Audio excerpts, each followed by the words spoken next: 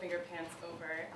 I didn't bring my own finger pants tonight because as this is the mid-year reading, I wanted the finale, the final reading. I'm going to make a lot of finger pants to give out back, but I thought since I already have a reputation for being obsessed that I would abstain from finger pants. But I heard they were necessary, called Elizabeth, and she brought them right over. So, thanks, Brian, and I just wanted to say I'm so glad to be part of this program and so admire my cohort, the other people that have this fellowship. They're just really inspiring and really helping me get my fucking book done, so, which is really nice. And also special thanks to my mascot this evening, Baby V, little Viking baby who's up past her bedtime to see finger pants and hear me read. I'm really happy that she's here. So I'm going to read some poems from my manuscript that I'm thinking are kind of close together or even consecutive, and kind of using this reading to kind of hear how they sound against one another. So I'll explain a couple of them, and I might just kind of move from one to another. But yeah, my project has a lot to do with finger pants.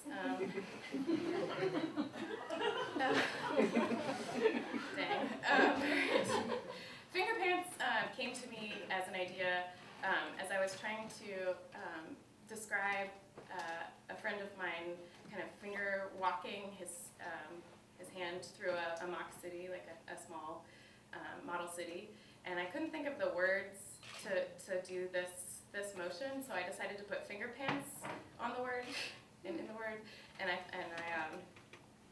thought that worked. And then my sister, the scientist, made me actual finger pants. I forgot what I'm talking about, but anyway.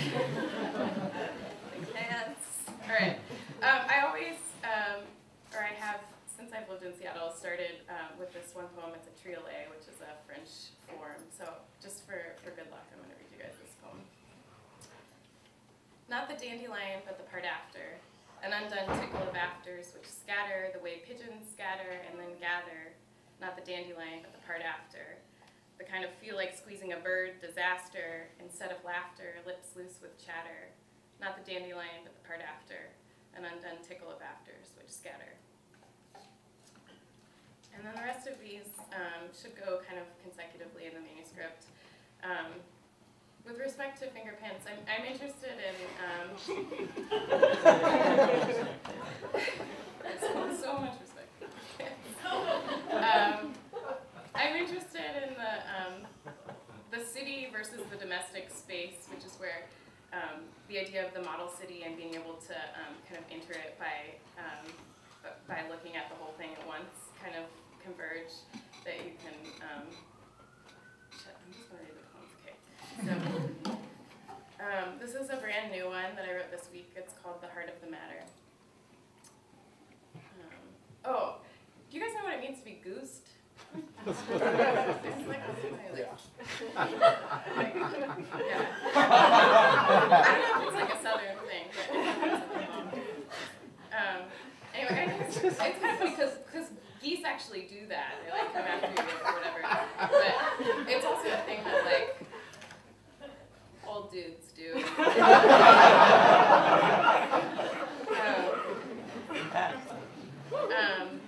Oh, and one more thing. Finger pants, no. I got part of the idea for this poem by something that one of my professors at UW said in class, talking about the difference between your sensory organs and with your eyes. If you don't want to see something, or if something's too much, you shut your eyes. But how the ears are kind of interesting because you can't shut your ears, but you can your mouth, and I don't know. It's just kind of interesting to contrast them that way. The feel of the sore molar in the sound of a building being ripped out is such a stomach-turning feeling. Finger crawl to the very marrow of the concept of sensory organs. The ears being unshuttable, always open. I don't want to hear that, I sing as I navigate the gaping road they've torn up with a feeling that somebody's got to check on hell. The sound of the jackhammer feels like being goosed, and does as some hole that leads to God knows blows open my skirt higher than I can handle describing, So unfair that my skirt can blink, but my ears cannot. No choice but to shut my mouth, listen to my legs, and what I can feel in my bones. Speaking of sensory organs, one of the main things that I do with my life is take care of this 91-year-old blind man, Herbert, who once asked me to take him to an art museum and tell him about the art that was there, but after the first thing that I told him, he was like, just forget it. This is called Blind Man in the Museum. He taps the bulb of his seeing pane on one shoe, on the other, and he's going on while in my past, bagged produce rots into the kitchen floor. Both of us lose track of being in the museum, of ever the long middle of lifetimes as we step into a new room, a still body of water just asking for it. He doesn't know it, where we're looking near into the eye of something that does not see us. Quiet, if not reluctantly, I say. Right now, we're standing in front of 12 giant mariachi men, all with different mustaches. And he's all, oh hell, so we leave. He's cold over. We glide home, blind to the mother may I, to the grocer, to the shoes hanging in the trees. He says this into the closet while I yes on the kitchen floor. And the heater is getting to, so the pears are overripe. I enter the room, the house, and he doesn't mention it, never wakes. Some nights I visit you too and save all my bones for bed. I sleep open in the blue of the sheets, a frozen lake rough with missing weight.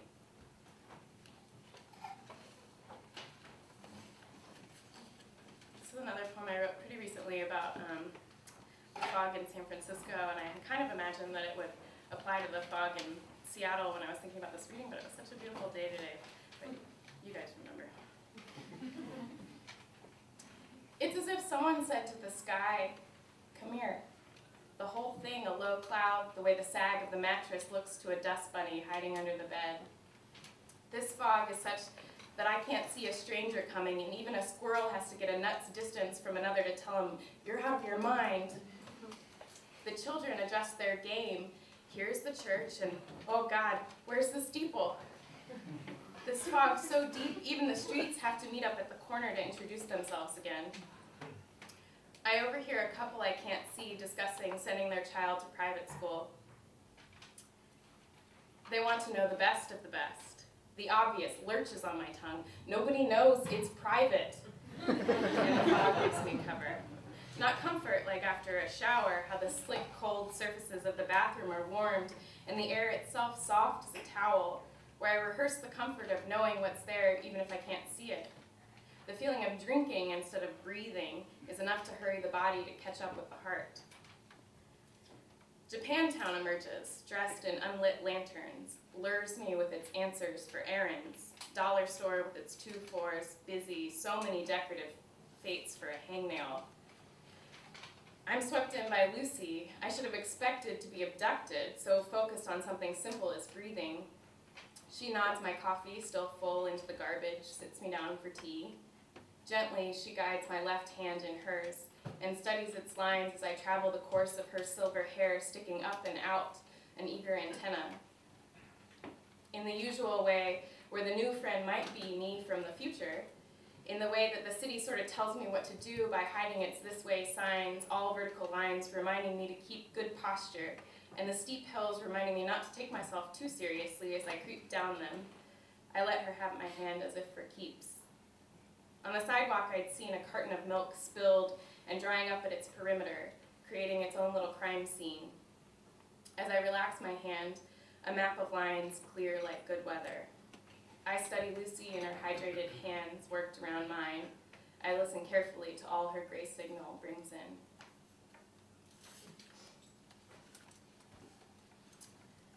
This is called Lapdog Hypothesis.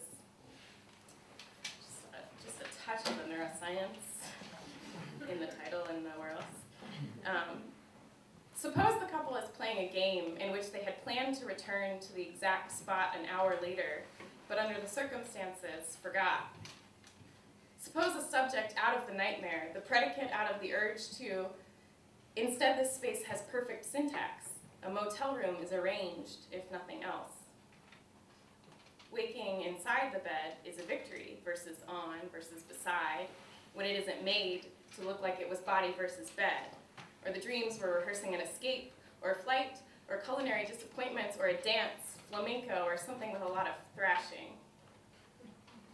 Both of them are somewhere close to the bed by morning. Slap the alarm at the ready. The disease is thinking of what's not there, not just the many ghosts of who slept there before, all but erasable save the bedspread, but rather how when one is sitting, there's always the absence of a lapdog. Or when one chewing the fingers to move about in a mock city, strolling along, how do you do, being very glad and all, and like the typical dream, a sudden realizing you've gone out completely bare, no finger pants to speak of. What a nightmare. Oh, motion has its little songs in the body, but was that your stomach or my stomach is a sick little game to play when you're alone.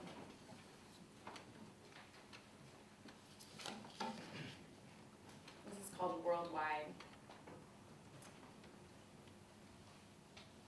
Need a little water.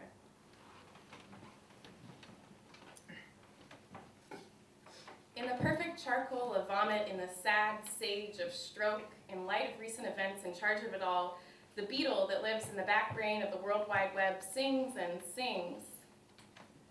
A kitchen of light in the middle of a dark house has eels for arms that ride it to sleep and still each take turns checking on their refrigerator like a new baby, a little pet compulsion, a little science of keeping. On the internet, where she can count counties with a mouse, where she can find the woman who slammed a ham bone on her husband's forehead on video on too many dating websites, a polite widow settles with the static grace of still photography. Her face is taken over by a yawn, the way beetles take over the dead body. Her griefs are innumerable spider bites that wake her with morning and insist all day long. All day, she sits in the sink of what's happening to her skin. She takes spoonfuls of her disease to the garbage and thinks there's no reason for this throat to connect the head and the heart. Fuck my veins too, she thinks. Wake up, whoever you are, she calls to her grade school science teacher whom she's keeping in the spare room now that her dreams have taken over. He once said to her, nice meniscus, something she fell asleep to for years. He kept animals years long in the new life of their death in jars of brine, and they dripped for all to see. She takes a fake photograph with her fingers and remembers it always in bank lines for the remarkable smell of many times over. She throws up in Tupperware and saves it for later because, as a mother bird, that is how things are done. There are slogans for skincare guessed by her Google searches, and nobody knows her at all, save the internet. Sort of sweet, she thinks, considering two lovers live like silverfish in the dishes. Man lies like a blade in the grave of the knife drawer, and the worn wife takes shape in the teacup. The old computer greens to life, and nobody comes for dinner. It's a weird one.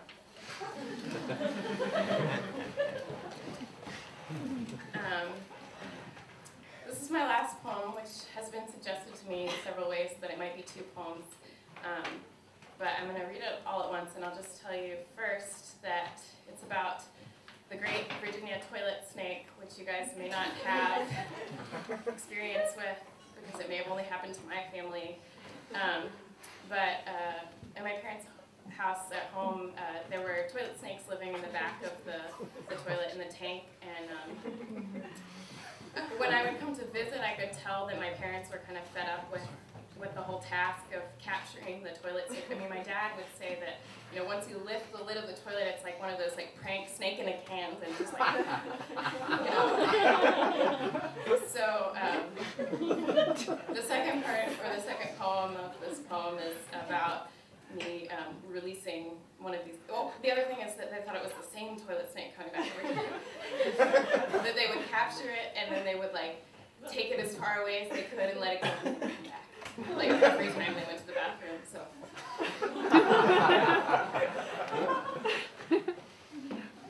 Home has been aching longer than a waking leg.